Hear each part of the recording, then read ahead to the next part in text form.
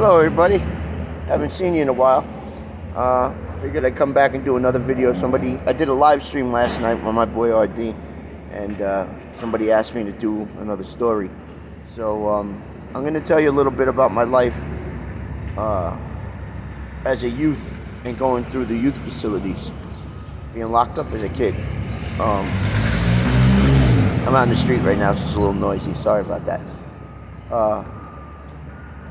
At the age of 14, my mom was in the hospital and she was, getting ready to die.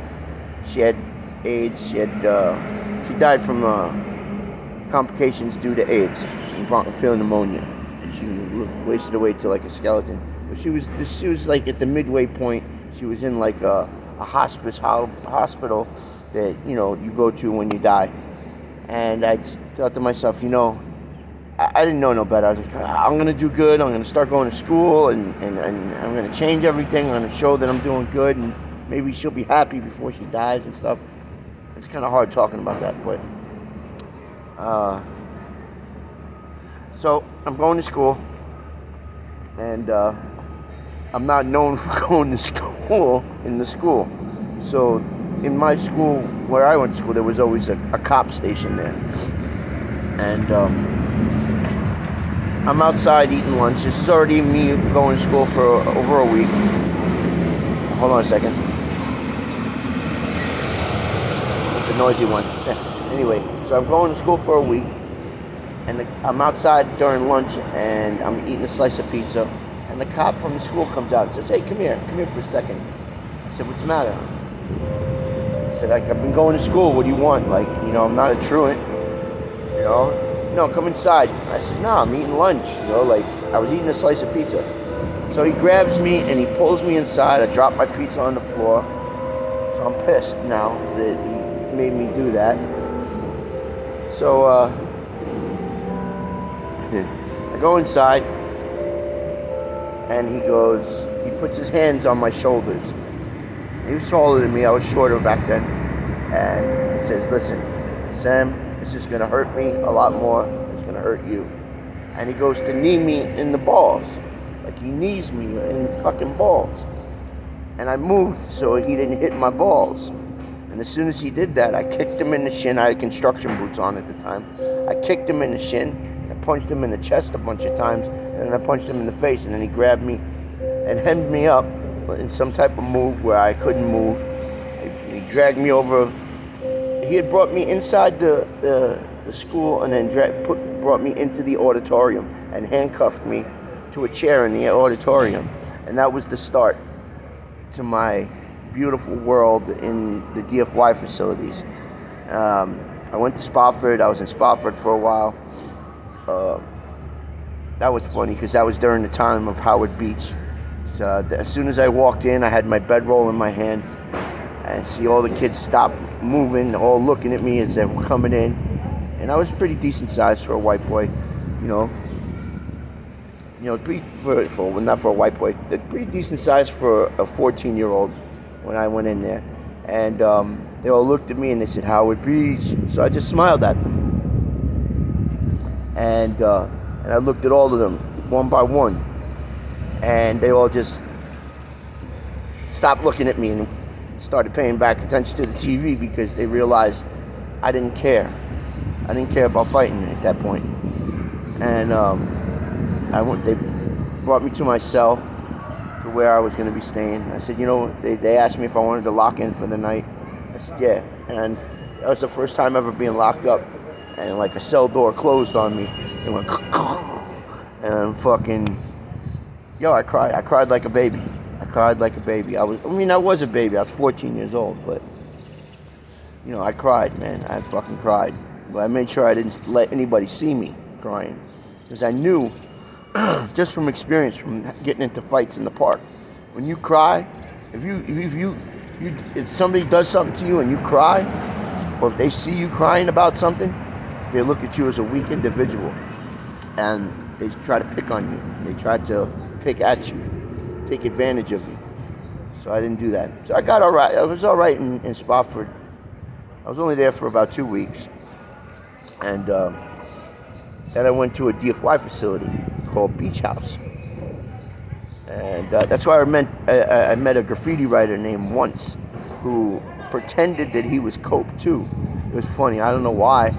It's not like Cope was up a lot on the 4s and 5s, at that point. But I didn't see him as some graffiti god or anything like that.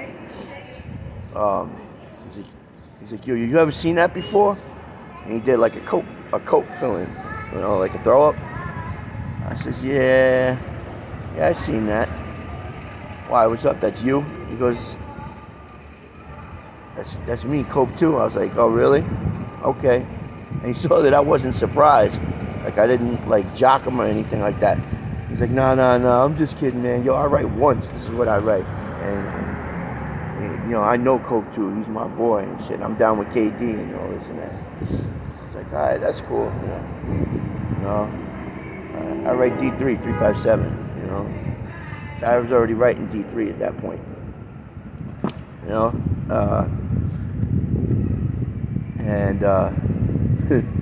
That was, like, I didn't have much of a rough time in Beach House. From there I went to Lincoln Hall Group Home. Excuse me. And from Lincoln Hall Group Home I had some fun. I was getting like home visits every other week. And I would go home, and every week I got to go home for the weekend. I would go and spend the whole weekend in the train layup, and in Central Park. We called it Tishman because we went down into the tracks when it was still being constructed down by 63rd Street and Lexington Avenue and Roosevelt Island Station, and we would break into the construction. We knew ways to get into the construction and go down into the tunnels, and we used to go in there and like rip apart gang boxes and take all their power tools and stuff like that. But I started hitting the trains, on the weekends that I would come home, and then they finally sentenced me to upstate because at the point when I got punched, when I got kneed in the balls or tried to knee me in the balls by the cop, I already had like 7 open cases in family court, 80 Center Street. No, not 80 Center, 80 Lafayette Street. And they just combined everything at once, and they gave me 18 months in fucking Lincoln Hall Youth Facility, which was an all-male facility. So I was, after being at Lincoln Hall Group Home, going to court for a while.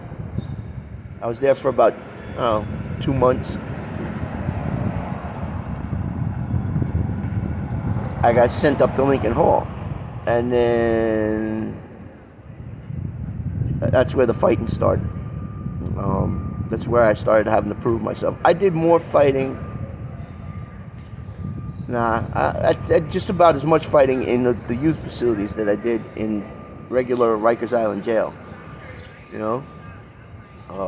Rikers Island jail, I got into a bunch of different scuffles with different things, fights with the cops, fights with the COs, fights with other inmates, fights with sneak thieves, all different reasons, fights with people that were just disrupting our whole sanctity of where we were living and shit like that, all different reasons. Now, when I got up to Lincoln Hall, it's like, the first thing I did, it was, I got there and it was on one of the weekends where everybody who was good got to go home and all the bad kids were left over. And this kid invites me, kind of stocky black kid, invites me to play basketball. They had like little gymnasiums attached to the cottage where we slept. And we were playing basketball, and he's D'ing me up while I'm going to go around him. And when he D's me up, he punched me in the face. I said, yo, what the fuck are you doing, man? I said, I thought we was playing basketball. He said, yo, come on, put your hands up, let's fight. I was like, yo, why am I fighting with you, man? I thought we was playing basketball. It shit bugged me out. I was like, yo, man, don't do that again, man. I just stay the fuck out of my face. And I walked out of the gym. I had just gotten there. Like, I just stepped in the door. I was like, fuck, I'm gonna have to fight with this kid. So I ended up fighting that kid in the bathroom later. got my ass handed to me. He fucked me up, but I fought back, and that was the main thing. Whenever you get locked up, if you get locked up, I'm not saying it's a good thing. I'm not trying to brag about this, but you have to put up your hands. If you don't put up your hands, you're done. Stay tuned for part 2.